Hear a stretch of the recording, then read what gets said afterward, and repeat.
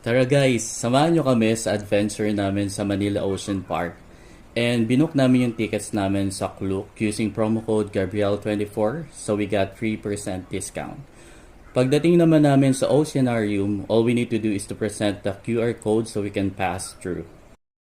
First time ni Chucky magpunta sa park, kaya naman tuwan-tuwa siya makita ng different kind of fish.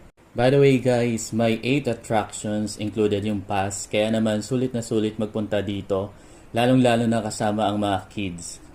Meron din dito ang Christmas Village, so malamig ang simoy ng hangin, kaysa yan ang bawat tanawin. Charot! Meron din silang Sea Lion Show, di ba? Ang cute nila. Tapos, nag-book din kami sa Hotel H2O sa Klook using promo code so we got 5% discount. And we opted the Manila Bay View kasi nga napakaganda ng sunset dito.